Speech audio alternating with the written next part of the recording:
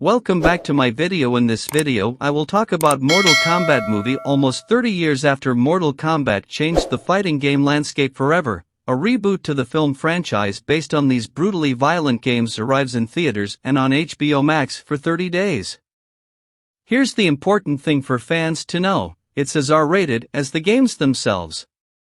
For the first time really, the truly gruesome appeal of Mortal Kombat makes it to the big screen, complete with some combo fighting moves pulled directly from the games, certain character-based catchphrases, and even a few famous fatalities, the finishing moves that included spines being ripped from bodies through the top of your opponent's head.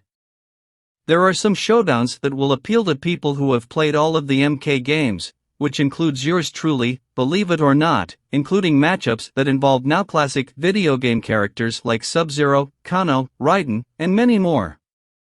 While the film comes to life in ways that video game flicks often fail to do in its action scenes, it grinds to a halt during a deadly long training/destiny centerpiece that drags the film out to almost 110 minutes, and then it ends with a whimper, setting up what feels like a franchise instead of providing a satisfying finale.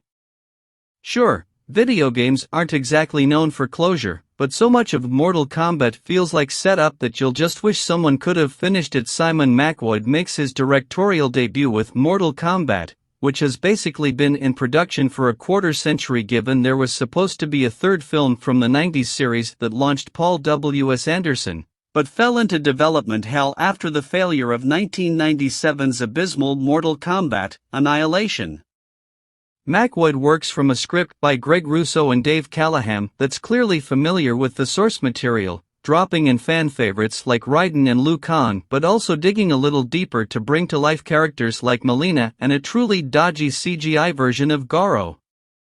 An effective prologue opens the film in 17th century Japan as Lin Kei assassins led by Baihan, Joe Taslim, attack Hanzo Hasashi, Hiroyuki Sanada, and his family, killing Hanzo's wife and son with his, shall we say, freeze power.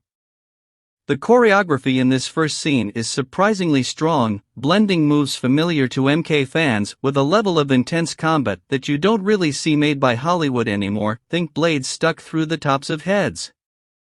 Hanzo is killed by Baihan, but his spirit is taken to the Netherrealm, where he will become, well, fans of the games know, but the movie keeps it a secret long enough that I won't spoil it here.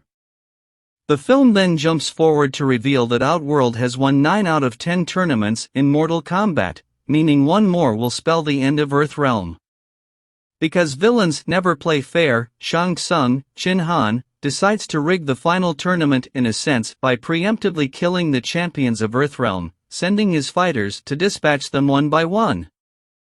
An MMA fighter named Koleon Lewis Tan, a new character to the MK universe, has always wondered what his dragon birthmark means, and discovers that he's one of the aforementioned champions when Sub-Zero comes for him and his family.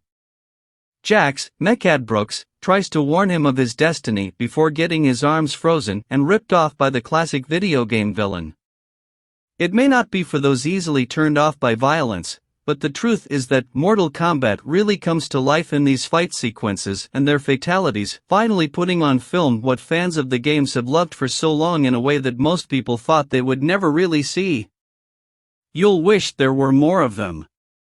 After a strong first act of MK one-on-one combat, it becomes less of a focus, much to the detriment of the movie.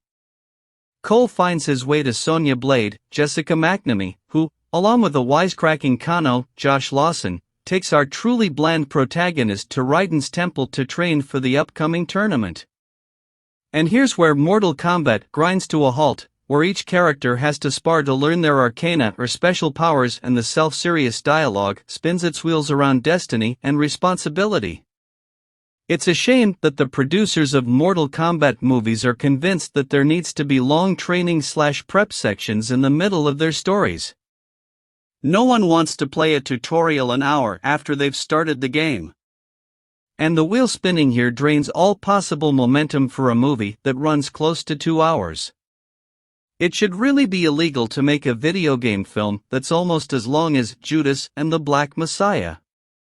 Mortal Kombat recovers a bit with some climactic fights, including a pretty strong one between the two most legendary characters in this franchise. But long before then, fans will probably know how they feel about this flick, one that's undeniably better than MK Annihilation but feels unlikely to me to maintain the same nostalgic kick as the original Anderson film. There's enough strong choreography and direct appeals to the fan base to keep them just barely entertained long enough to go back and play one of the excellent recent editions of this series. 2019's Mortal Kombat 11 is stellar, by the way. Maybe that's all that matters. But it sure doesn't feel like the cinematic fatality that fans truly deserve after all these years of fighting. And please like, share, and subscribe my channel.